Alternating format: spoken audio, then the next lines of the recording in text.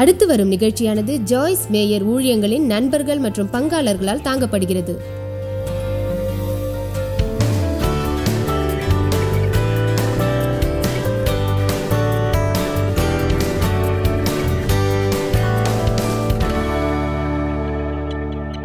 தீமோத்தேயு அதிகாரம் 3. பிதாவே, உமது வார்த்தைக்காக நன்றியோடு உள்ளோம். இன்று அதை இரக்கத்தோடு நாங்கள் ஒவ்வொருவரும் அணுக வேண்டும் என்று ஜெபிக்கிறேன். அது நம் எல்லோருக்கும் அவசியம். அது நமக்காக உள்ளது. உமது வார்த்தை எங்கள் மனதை புதுப்பிக்கவும் வாழ்வை மாற்றவும் நான் ஜெபிக்கிறேன், இயேசுவின் நாமத்திலே, ஆமேன். இதை புரிந்து கொள்ளுங்கள். இறுதி நாட்களில் மேலும் மேலும் கொடிய காலங்கள் வரும் என்று அதை தாங்க முடியாதவர்களாய் மக்கள் இருப்பார்கள். எப்படி என்றால், மனிதர்கள் தங்களை நேசித்து சுய கட்டுப்பாடு இல்லாமல் இருப்பார்கள். ஒரு உண்மையை நான் சொல்கிறேன். இந்த உலகத்தை பற்றி தான் நாம் பேசுகிறோம். ஆனால் திருச்சபை பற்றியும் கிறிஸ்தவர்கள் பற்றியும் நாம் பேசுவதில்லை. நான் நினைப்பது இதுதான். இந்த உலகில் சுயநலமுள்ள சுயசார்புள்ள கிறிஸ்தவர்கள் இன்னும் பலர் இருக்கிறார்கள். ஆமேன். நீங்கள் அப்படி இல்லை. உண்மை. அப்படி இருக்க மாட்டீர்கள் என்பது எனக்கு தெரியும். ஆனால் அப்படிப்பட்ட சுயநலமுள்ள கிறிஸ்தவர்களுக்காக நாம் ஜெபிக்கிறோம். அதே சமயம் அகத்தில் மரிப்பது பற்றியும் தேவனுக்காக வாழ்வது பற்றியும் நாம் அறிய வேண்டும். அவர்கள் பணத்தை இச்சிப்பவர்கள், ஆசையில் அளவுக்கு அதிகமான ஆசை உள்ளவர்கள், வீம்புக்காரர்கள், பெருமை பேசுபவர்கள், நிந்திக்கிறவர்கள், பெற்றோருக்கு கீழ்ப்படியாதவர்கள், நன்றி உணர்வு இல்லாதவர்கள், தூய்மையற்றவர்கள். இன்னும் தெளிவாக சொல்லப்போனால் அவர்கள் மனிதரிடத்தில் அன்பு இல்லாதவர்கள். அதன் அர்த்தம் என்ன? அவர்கள் எப்போதும் தங்கள் தேவையை எதிர்பார்த்து கொண்டே இருப்பார்கள். ஆனால் அதற்காக அவர்கள் எந்த ஒரு முயற்சியிலும் ஈடுபட மாட்டார்கள்.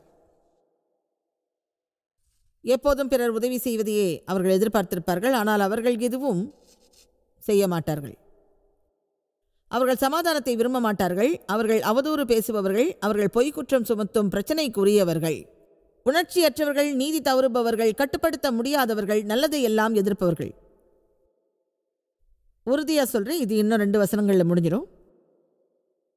ஆனால் ஒரு மிகப்பெரிய கூட்டத்தை தொடங்க இது மகிழ்ச்சியான வழியாகாது.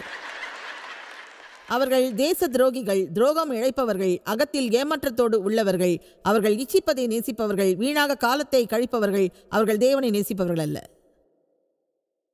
அவர்களுக்கு சமயம் இருந்தாலும் அதை மறுப்பவர்கள், எதையும் மறுப்பவர்கள், அவர்கள் வல்லமைக்கு எதிரானவர்கள். இதோடு அதை நாம் நிறுத்திக்குவோம். அவர்களுக்கென்று ஒரு சமயம் இருந்த போதிலும் அந்த சமயத்தின் வல்லமையை மறுப்பார்கள். சுவிசேஷ நற்செய்தி, அதன் உண்மையான வல்லமை என்ன? அது அன்பிற்குரிய நற்செய்தி. அதை பற்றி இயேசு என்ன சொன்னார் என்றால், நீங்கள் ஒருவரில் ஒருவர் அன்பாயிருங்கள் என்கிற நவமான கட்டளையை உங்களுக்கு கொடுக்கிறேன். அதன் மூலம் நீங்கள் என்னுடைய சீடர்கள் என்று அனைவரும் அறிந்து கொள்வார்கள். நம்மை நேசிப்பவர் யாராவது இருக்க வேண்டும் என்று நாம் நினைக்கிறோம். ஆனால் நாம் பிறரை நேசிக்கவே மாட்டோம். ஆனால் அது உங்களால் முடியும். இந்த உலகில் பிறரால் நேசிக்கப்படாதவர்கள் யாருமே இருக்க முடியாது. ஏனென்றால் இந்த உலகம் முழுவதும் நேசத்தை விரும்புகிறது. நீங்கள் இப்போது நினைப்பது எனக்கு புரிகிறது. இது எங்கே போய் முடியுமோன்னு நீங்கள் நினைக்கிறீங்க. 2-3 ஆண்டுகளுக்கு முன்னால் ஒரு புத்தகம் எழுதினேன். அதன் தலைப்பு அன்பின் புரட்சி. ஆனால் அது எதிர்பார்த்தபடி விற்கவில்லை. அதன் விற்பனை மோசமாக இருந்தது, மிகவும் மோசம். எங்களின் ஒரு கூட்டத்தில் 112 புத்தகம் மட்டுமே விற்பனையானது. அந்த கூட்டத்தில் சுமார் 10,000 மக்கள் இருந்ததாக என்னிடம் பிறகு சொன்னார்கள். ஆனால் அந்த புத்தகம் மிக நேர்த்தியானது என்று உங்களிடம் சொல்கிறேன். அது மோசமான புத்தகமாச்சு. அதை பற்றி ஏன் எங்ககிட்ட சொல்கிறீங்கன்னு நீங்கள் கேட்கலாம். அது அந்த இடத்தில் விற்பனை ஆகாத காரணத்தால் அது மோசமானதல்ல.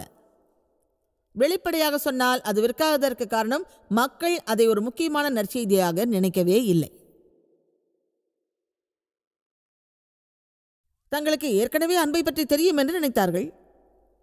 ஒரு விசுவாசி என்ற முறையில் நான் சொல்கிறேன், ஒவ்வொருவரும் தாங்கள் கிறிஸ்துவை பின்பற்றுபவராக நினைத்தால், அவரோடு கூட அன்பிலே சஞ்சரிப்பவராக நினைத்தால், நான் தைரியமாக சொல்கிறேன், இந்த உலகில் அநேக பகுதிகள் காப்பாற்றப்பட்டிருக்கும். இன்று நமது சமுதாயத்தில் இருக்கும் குழப்பங்கள் எதுவும் இப்போது நமக்கு இருந்திருக்காது.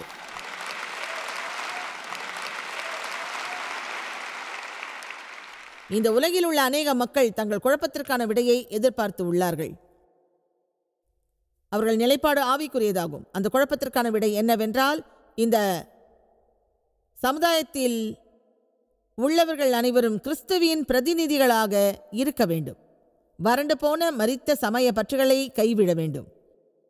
நமது வாழ்வில் தேவனின் குணத்தை அவர்கள் பெற வேண்டும். ஆவியின் கனியில் சஞ்சரிக்க வேண்டும். அதற்கு எதிராக எந்த ஒரு விதியும் இருக்க முடியாது என்று வேதம் தெளிவாக சொல்கிறது. நாம் அன்பின் வழியில் நடந்தால் மக்களிடம் எந்த ஒரு தவறையும் நம்மால் எந்த நிமிஷமும் காண முடியாது. ஒரு குறிப்பிட்ட காலம் வரை அதை நாம் முயற்சிக்கலாம். அது கடினமான இருதயத்தையும் குளிர்ச்சியாக்கிவிடும். ஆனால் அது ஒரு உண்மையான அன்பாக இருக்க வேண்டும். எனவே எது உண்மையான அன்பு என்ற தலைப்பில் இன்று நான் பேசுகிறேன். சில பத்திரிகைகள் உள்ளன. மெய்யான அன்பு, மெய்யான காதல் என்பது பற்றி கூறுகிறது. மெய்யான அன்பு என்பதும் மெய்யான காதல் என்பதும் உலகில் இருந்தால் அதற்கு எதிராக ஒரு போலியான காதலும் இருக்கும். எனவே உலகில் நல்ல ஒரு அன்பு இல்லை என்று கூறுவது சரியல்ல. அதனால் எதுவும் நிகழாமல் போய்விடும். அதே சமயம் அது ஒரு விவாதம் மட்டும்தான். அது ஒரு பிரசங்கமாகும். எனவே நமது அன்றாட வாழ்வில் அன்பு வேலை செய்ய வேண்டும் என்றால் அதை நாம் பற்றிக்கொள்ள வேண்டும். ஏன் தெரியுமா? நான் பிசாசின் மீது வெறுப்பாக உள்ளேன். எனவே மக்கள் களைப்படையும் வரை அன்பை பற்றி நான் போதிப்பேன். அதனால் அவர்கள் அன்போடு இருப்பார்கள்.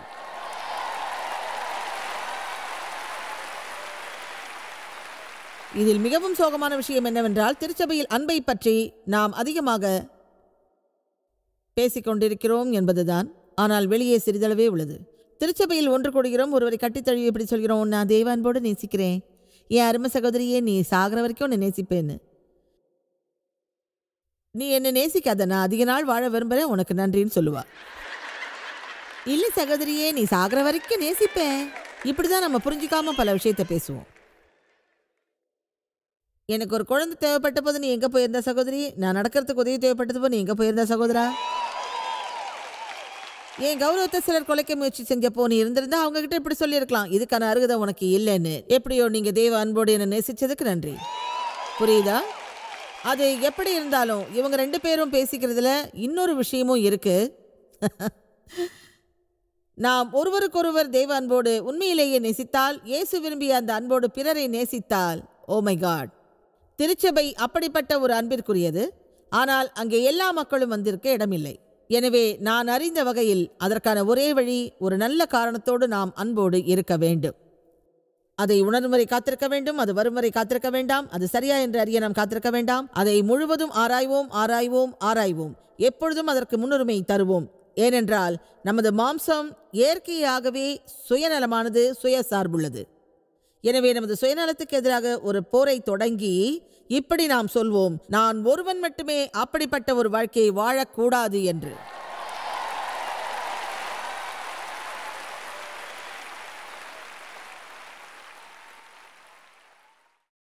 நாம் வெளிப்படுத்தக்கூடிய ஒரு அருமையான விஷயம் அன்பு என்று வேதம் சொல்கிறது. 1 கொரிந்தியர் 12:31.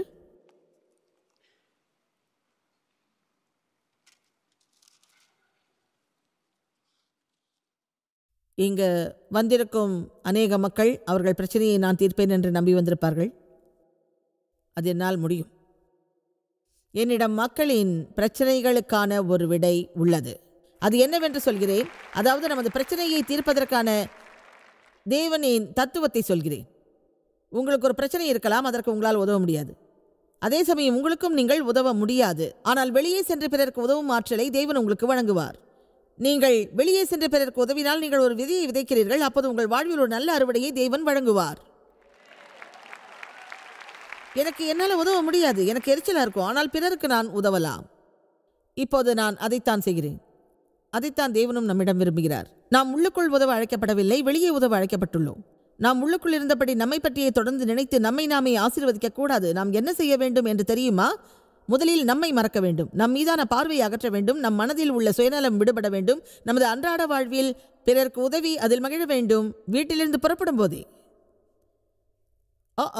நம் வீட்டை விட்டு வெளியேறும் போதே, அல்லேலூயா, என்னிடம் உள்ள தண்ணீரை முழுவதுமாக குடித்துவிட்டு பிறகு நான் இப்படி கேட்கக்கூடாது, இங்கே யாருக்காவது ஒரு கிளாஸ் தண்ணீர் நான் கொண்டு வர வேண்டுமா என்று. ஒரு ஃபவுண்டனில் இருந்து சுமார் 500 பேர் குடிப்பதற்கான குடிநீரை என்னால் வழங்க முடியும். அது மிக அருமையான ஒரு விஷயம் என்று நீங்கள் நினைக்கலாம். ஜாய்ஸ் எங்களுக்கெல்லாம் தண்ணீர் கொடுத்தாங்க. ஆனால் உங்கள் கணவர் உங்களிடம் ஒரு கிளாஸ் தண்ணீர் கேட்டால்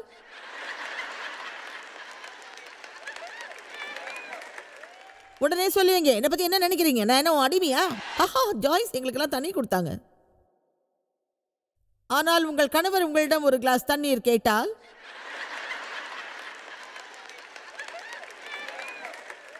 உடனே சொல்லுவீங்க, என்னை பத்தி என்ன நினைக்கிறீங்க, நான் என்ன அடிமையா?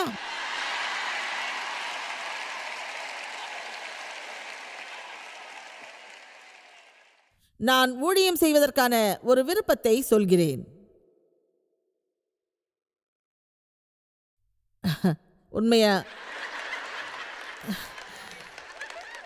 உங்ககிட்ட ஒரு உண்மையை சொல்றேன். தேவன் என்னிடம் சொல்லாத எதையும் உங்களிடம் நான் சொல்வதில்லை. ஒரு பிரசங்க புத்தகத்தை வாங்கி அதில் இருக்கும் நற்செய்தியை படித்து நான் சொல்லவில்லை. இதில் நான் வாழ்கிறேன். நான் அறியாத எதை பற்றியும் நான் போதிக்கவே இல்லை. கிரியை செய்யாத எதை பற்றியும் உங்களிடம் நான் சொல்வதில்லை. எனவே நீங்கள் மகிழ்ச்சியாக இருக்க விரும்பினால் உங்களை பற்றி நினைப்பதை மறந்து விடுங்கள். பிறரை மகிழ்விப்பதற்காக வாழத் தொடங்குங்கள். ஆமென். 1 கொரிந்தியர் 12:31 முக்கியமான வரங்களை நாடுங்கள், இன்னும் அதிக மேன்மையான வழியையும் உங்களுக்கு காண்பிக்கின்றேன். உயர்ந்த ஈவுகளையும் நல்ல கிருபைகளையும் காட்டுகிறேன். மேலும் ஒரு உன்னதமான வழியை உங்களுக்கு காட்டுகின்றேன். அவை எல்லாவற்றிலும் மிகவும் மேலான விஷயம் உள்ளது, அதுதான் அன்பு. அதை மத்தேயு 5:44 காணலாம். அதை பார்ப்போம்.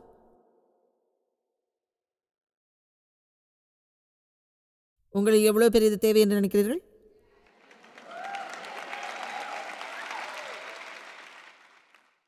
நீங்கள் விரும்பும் எல்லா மக்களும் இங்கே வந்துள்ளார்களா? வந்திருக்க மாட்டார்கள். இன்னைக்கு என்னோட கணவர் என் கூட வர்றதை நான் விரும்பினேன். அவர் இந்த நற்செய்தியை நிச்சயமா கேட்கணும். சரி, நீங்கள் விரும்பியபடி இன்று இங்கே எவ்வளவு பேர் வந்திருக்கிறீர்கள்? ஏன் தெரியுமா?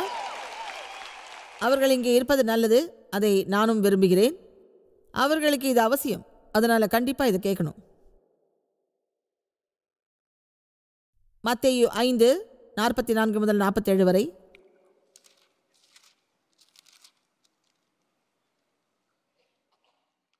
நான் உங்களுக்கு சொல்கிறேன், உங்கள் எதிரிகளை நேசியுங்கள், சபிக்கிறவர்களை ஆசீர்வதியுங்கள், அதனால்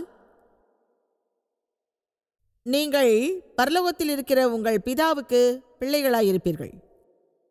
தேவன் ஏன் அதை செய்ய சொல்கிறார்? நாம் சாதாரண மக்கள் அல்ல என்று பிறருக்கு உணர்த்த வேண்டும். அவர்கள் செய்ய முடியாத காரியங்களை நம்மால் செய்ய முடியும் என்று நிரூபிக்க வேண்டும். அவர் தீயோர் மேலும் நல்லோர் மேலும் தமது சூரியனை உதிக்க பண்ணி நீதியுள்ளவர்கள் மேலும் அநீதியுள்ளவர்கள் மேலும் ஒரு சில மழையை பெய்ய பண்ணுகிறார். அதை நான் நேசிக்கிறேன். உங்களை நேசிக்கிறவர்களையே நீங்கள் நேசித்தீர்களானால் உங்களுக்கு பயன் என்ன? ஆயக்காரரும் அப்படியே செய்கிறார்கள் அல்லவா? உங்கள் சகோதரரை மட்டுமே வாழ்த்துவீர்களானால் நீங்கள் செய்யும் நற்காரியம் என்ன? ஆயக்காரரும் அப்படி செய்கிறார்கள் அல்லவா? இன்று என் கேள்வி இதுதான். தேவன் பிறரை நேசிப்பது போல் நாமும் பிறரை நேசிக்க வேண்டும் என்று அவரிடம் கேட்க நாம் விருப்பமாயிருக்கிறோமா? ஏனென்றால் அவரை போல் நாமும் பிறரை நேசித்தால் அந்த நேசத்தில் நமக்கென்று சுயநலம் எதுவும் இருக்காது.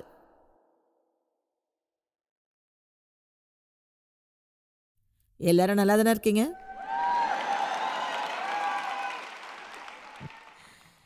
நமக்கென்று எதுவும் இல்லாமல் நாம் பிறரை நேசிக்கும் போது நம்மிடம் உள்ளதை எல்லாம் பிறருக்கு நாம் வழங்குவோம். என் அனுபவத்தை சொல்கிறேன். அது கிறிஸ்துவிடம் மக்களை வரவழைக்கும். கடினமாக உள்ள சில மக்களையும் அது நிச்சயம் கிறிஸ்துவிடம் வரவழைக்கும். அதுதான் உண்மை. என் டிவி நிகழ்ச்சிகளை தொடர்ந்து பார்ப்பவர்கள் என் தந்தையின் கதையை கேட்டிருப்பீர்கள். அவர் என்னிடம் தகாத முறையில் தொடர்ந்து பல ஆண்டுகள் நடந்து கொண்டார். என் தாய்க்கு நடந்ததெல்லாம் தெரியும். ஆனால் அவர் மிக பயந்த சுபாவம் உள்ளவர். என் தந்தை எப்படி கையாளுவதென்று அவருக்கு தெரியவில்லை. எனவே அவர் அதை அனுமதித்தார். அதனால் நான் தவறாக நடத்தப்பட்டு நிராகரிக்கப்பட்டேன். அதன் பிறகு பல ஆண்டுகள் கழித்து அவர் செய்தது முழுவதையும் நான் மன்னித்தேன். நான் வளர்ந்தபோது என் இருதயத்தில் தேவன் அதை வைத்தார். அவர்கள் வாழ்வதற்காக ஒரு நல்ல வீட்டை வாங்கினேன். அவர்கள் இறக்கும் காலம் வரையில் அவர்கள் மீது நான் அக்கறை காட்டினேன். இந்த உலகில் கடைசியாக நான் விரும்பியதை செய்தேன். முதலாவதாக தேவனிடம் நான் கேட்டேன், அவர்கள் எனக்கு என்ன செய்தார்கள் என்று. அவர் சொன்னார், உனக்கு சுவாசம் தந்தார்கள். எனவே நமக்கு எதுவும் செய்யாதவர்களிடமும் நல்ல விதமாக நாம் இருப்பதையே தேவன் விரும்புகிறார். இந்த உலகில் ஆவிக்குரிய போராட்டம் நடத்த அதுதான் சிறந்த வழி. அதன் மூலமாக பிசாசை நம் காலடியில் தள்ளலாம். அன்புதான் ஆவிக்குரிய போராட்டத்தின் உயர்ந்த வடிவமாகும். எனவே மற்றவர்கள் மீது நாம் வெறுப்பாக இருந்தால், அவர்களை பழிவாங்க வேண்டும் என்று நினைத்தால், நமக்கு நாமே செய்து கொள்ளும் மிக மோசமான காரியம் அதுதான். அது நம் வாழ்வை விஷமாக்குகிறது. அதற்கு அடிப்படை காரணம் நமது உணர்ச்சி. நான் உணர்றேன். உண்மையை சொல்கிறேன், என்னை பெற்றவர்களுக்கு வீடு வாங்க நான் விரும்பவில்லை. பிறகு ஒரு குறைந்த விலையில் வீடு வாங்க விரும்பினேன். தேவன் என்னிடம் சொன்னார், நீ ஒரு நல்ல வீட்டை வாங்க என்று. அப்போது ஒரு நல்ல வீட்டை வாங்கும் அளவிற்கு எங்களிடம் பணம் இல்லை. அப்படி வாங்கினால் எங்கள் பணம் முழுவதும் தீர்ந்துவிடும். எனவே அதற்கு தேவ் சம்மதிக்க மாட்டார் என்று நினைத்தேன். அப்படித்தான் நம்பினேன். ஆனால் தேவ் என்னிடம் சொன்னார், தேவன் அப்படி சொல்லியிருந்தா அதற்கு கீழ்ப்படி என்று. உடனே அதை நான் செய்தேன். பிறகு காலங்கள் கடந்து சென்றன. 3 ஆண்டுகள் அவர்களை டாக்டரிடம் அழைத்துச் சென்றேன். அதற்காக நிறைய பணம் செலவழித்தேன். அவர்கள் நன்றாக இருக்க வேண்டும் என்று நினைத்தேன். மளிகை பொருட்களும் வாங்கி கொடுத்தேன். தொடர்ந்து அவர்களை டாக்டரிடம் அழைத்துச் சென்றேன். ஒரு நாள் காலையில் என் தாய் என்னிடம் சொன்னார், உன் தந்தை இந்த வாரம் முழுவதும் அழுதார். உன்னை பார்க்க அவர் விரும்புகிறார். உன்னிடம் ஏதோ சொல்ல விரும்புகிறார். அதுவரை என்னுடைய தந்தை என்னிடம் மன்னிப்பு கேட்டதில்லை. தான் செய்த தவறை ஒப்புக்கொண்டதும் இல்லை. ஒரு நாள் அவர் கண்ணீர் விட்டபடி என்னிடம் சொன்னார், நீ குழந்தையாக இருந்தபோது நான் செய்த தவறுகளுக்கு உன்னிடம் மன்னிப்பு கேட்கிறேன் என்று. அவருக்காக ஜெபிக்கும்படியும் சொன்னார். அப்போது கிறிஸ்துவை ஏற்றுக்கொண்டார். 10 நாட்களுக்கு பிறகு அவருக்கு ஞானஸ்நானம் செய்தோம். நான் பல முறை சொல்லியிருக்கிறேன், நான் ஒரு வீட்டை வாங்குவதாக நினைத்தேன். ஆனால் உண்மையில் ஒரு ஆத்மாவை வாங்கினேன். அதை நான் தவறானபடி சொல்லவில்லை. அப்போது கிறிஸ்து எங்களுக்கு ரட்சிப்பை வழங்கினார். சில நேரங்களில் அது போன்றவை நம் வாழ்வில் நிகழக்கூடும். மக்கள் அன்போடு இல்லாததற்கு ஒரு முக்கியமான காரணம் அது ஒரு தனிப்பட்ட முயற்சியாகும். அதை நாம் செய்வதற்கு நிகரற்ற விலையை நாம் கொடுக்க வேண்டி இருக்கும். உண்மையான அன்பு நிச்சயம் விலை உள்ளதாகும். அதற்கு நமது நேரமும் முயற்சியும் செலவாகும். அதற்காக நம் வீட்டில் போராட்டமும் நடைபெறும். ஆனால் அது பெருமை கொள்வதாகும். சில நேரங்களில் அந்த பெருமையை நாம் உட்கொள்ள வேண்டியிருக்கும். பிறர் தங்களை சரியாக நினைப்பதைப் போல நீங்களும் உங்களை சரியாக நினைப்பீர்கள். ஆனால் அதற்காக போராடுவதை நீங்கள் விரும்ப மாட்டீர்கள். ஏனென்றால் தேவன் சமாதானத்தை விரும்புவதை நீங்கள் அறிவீர்கள். கவனமாக கேளுங்கள். இந்த கூட்டம் போக போக மேலும் சிறப்பாக இருக்கும். நீங்கள் அதில் ஒன்றி போவீர்கள். அன்பு என்பது எல்லோரிடம் நாம் கேட்டு பெறுவதல்ல. அதற்காக நாம் யாரையும் கட்டாயப்படுத்த முடியாது. அதன் அர்த்தம் இதுதான், தேவன் சொல்வதையே நீங்கள் செய்ய வேண்டும். அவர் காத்திருக்க சொன்னால் நீங்களும் காத்திருக்கத்தான் வேண்டும். அதில் நான் அனுபவப்பட்டிருக்கிறேன். தேவன் எதையாவது கைவிடும்படி என்னிடம் சொன்னால் உடனே அதை நான் கைவிடுவேன். அநேக நேரங்களில் நான் எதையாவது செய்யும்போது தேவன் அதை என்னிடம் சொல்வார். யாராவது நம்மை புண்படுத்தினால் நாம் அமைதியாக இருப்பது கடினமாகும். ஆனால் அதே சமயம் தேவன் அதற்கான விடுதலையை வழங்குவார். நாம் அதை எதிர்கொள்ள நினைப்போம். அப்படித்தானே? இது போன்ற அனுபவம் இங்கே யாருக்காவது உண்டா?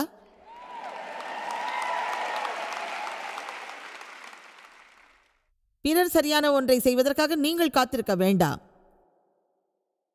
அது பற்றி ஒரு விளக்கத்தை உங்களுக்கு என்று வழங்குகிறேன். நீங்கள் இந்த நற்செய்தியை கேட்கிறீர்கள் என்னவென்று சற்று யோசியுங்கள். எதையும் முதலில் தொடங்குங்கள். அதுதான் மிக சரியாகும். நீங்கள் ஒரு கிறிஸ்தவராக இருந்தால் எதையும் முதலில் தொடங்க வேண்டும். தேவனின் வார்த்தை அறியாதவர்கள் சரியாக எதையும் செய்வார்கள் என்று எதிர்பார்க்காதீர்கள். அவர்களுக்கு எது சரி என்பதே தெரியாது. எனவே நாம் அவர்களுக்கு ஒரு உதாரணமாக இருக்க வேண்டும். எங்களுக்கு திருமணம் நடந்த தொடக்க காலத்தில் என் கணவர் அதற்கு ஒரு நல்ல உதாரணமாக இருந்தார். தேவ் பற்றி வேடிக்கையான கதைகளை நான் சொல்லியிருக்கிறேன். இந்த வார இறுதியில் மேலும் சில கதைகள் சொல்லப்போகிறேன். தேவ் ஒரு புதிய காரியம் செய்துள்ளார். அதை நீங்கள் நம்ப மாட்டீர்கள். இந்த வார இறுதியில் அது பத்திரிகையில் வருகிறது. அதுதான் தேவின் புதிய கதை. ஆமென்.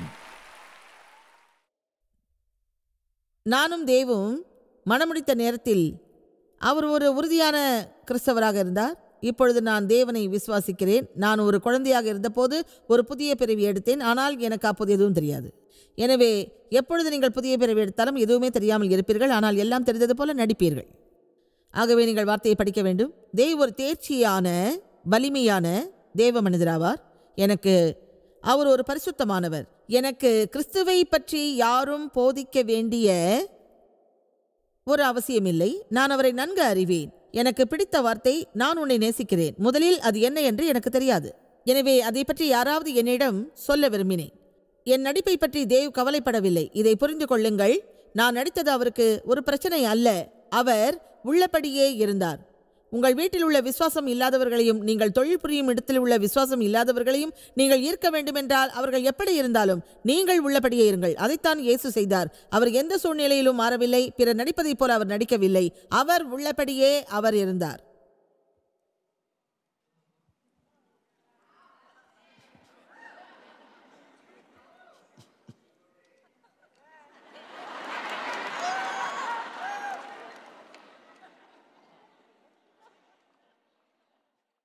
ஓ இயேசுவே, உம்மை போல் நான் இருக்க விரும்புகிறேன். எல்லாவற்றையும் நான் கைவிடுகிறேன். பலதரப்பட்ட சமய பற்றையும் கைவிடுகிறேன். என்னை தவறாக புரிந்து கொள்ள வேண்டாம். என் வாழ்வில் எல்லாவற்றையும் நான் பார்த்து விட்டேன். அதன் மூலம் வெளி உலகை நான் அறிந்து கொண்டேன். பிறகு சில வேத வசனங்களையும் உணர்ந்தேன். உங்களை தேவனுடைய அன்போடு நான் நேசிக்கிறேன். இந்த உலகத்தில் வேற என்ன இருக்கு?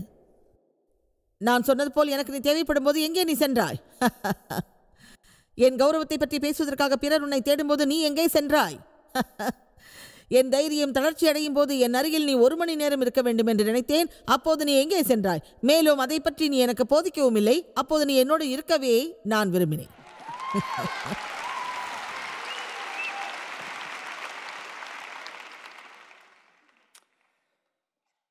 என் புத்தகத்தின் தலைப்பு அன்பின் புரட்சி என்பதாகும். ஏனோ தெரியவில்லை, அதை நிறைய மக்கள் வாங்கவில்லை. காரணம், அதில் புரட்சி என்ற வார்த்தை உள்ளது. பொதுவாக புரட்சி என்பது சமுதாயத்தில் ஏற்படும் ஒரு தீவிர மாற்றம் ஆகும். இன்றைய உலகில் ஒரு திடீர் புரட்சி, ஒரு தீவிர மாற்றம் நமக்கு ஏற்படவில்லை என்றால் அது சரியாக இருக்காது. அதுதான் நமது சமுதாயத்தில் உள்ள எல்லா குறைகளையும் போக்கக்கூடியதாகும். அதன் மூலம்தான் நம்மிடையே உள்ள வெறுப்பு, காழ்ப்புணர்ச்சி, துக்கம், தீங்கு, பாவம், சுயநலம், சுயசார்பு ஆகியவற்றை நீக்கி நாம் அன்பில் நிலைக்க முடியும். அதன் மூலம் எல்லா கிறிஸ்தவர்களும் தங்கள் விளக்குகளை ஒழிக்க செய்வதற்கு விருப்பமாயிருப்பார்கள். அதன் பிறகு நாம் இயேசுவை போல இருக்கலாம். அது போதிப்பதால் மட்டும் நிகழாது. அதற்காக நாம் தேவையானதை செய்ய வேண்டும்.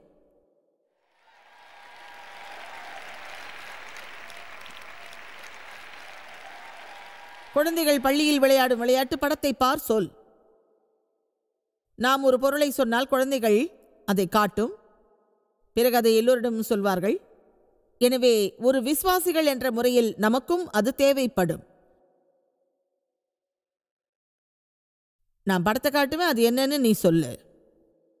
மக்களிடம் கிறிஸ்துவின் அன்பை நாம் காட்டினால் அதை பற்றி அவர்கள் சொல்வது மிகவும் சுலபமாக இருக்கும். ஆமென். இந்த நற்செய்தியை போதிப்பதை நான் நேசிக்கிறேன். இதை பற்றி இந்த வாரம் முழுவதும் நீங்கள் கேட்கலாம்.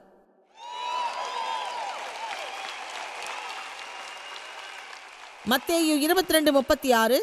இயேசுவிடம் ஒருவன் கேட்டான், போதகரே, நியாய விதிகளிலே எந்த கற்பனை முதன்மையானது?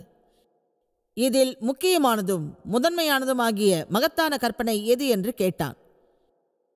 எந்த ஒரு கற்பனை மகத்தானது மற்றும் முக்கியமானது? அவற்றில் எது தலையாயது?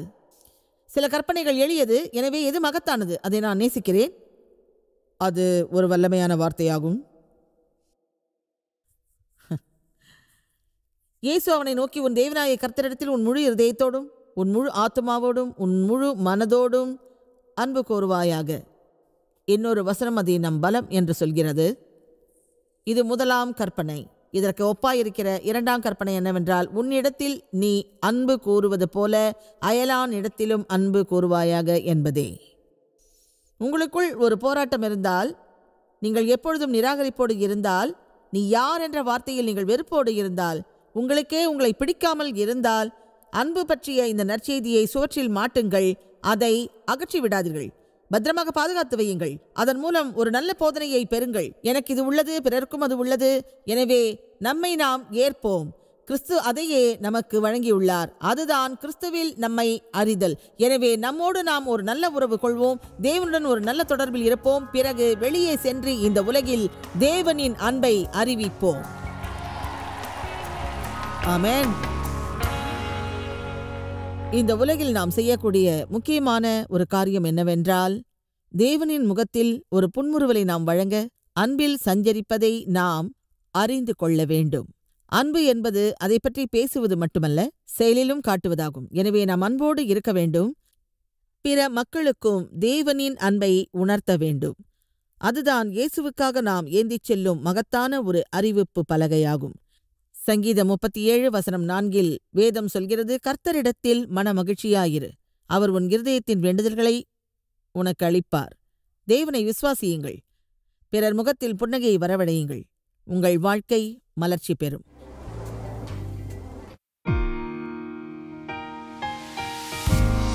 இந்த ஊழியத்தை உலகமெங்கும் சாத்தியமாக்கும் நண்பர்களுக்கும் பங்காளர்களுக்கும் எங்களது நன்றியையும் பாராட்டுகளையும் தெரிவிக்கிறோம்.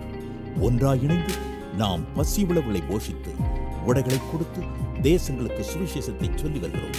எங்களை தொடர்பு கொண்டு www.jmumindia.org உங்கள் ஜெப தேவைகள் மற்றும் எங்களின் வெளியீடுகள் பற்றி அறிந்து ஜாய்ஸ் அவர்கள் நிகழ்ச்சிகளை அறிந்து எங்களோடு இணைந்து தேவ அன்பை உலகிற்கு பரவச் செய்யுங்கள். அடுத்து வரும் நிகழ்ச்சியானது ஜாய்ஸ் மேயர் ஊழியங்களின் நண்பர்கள் மற்றும் பங்காளர்களால் தாங்கப்படுகிறது.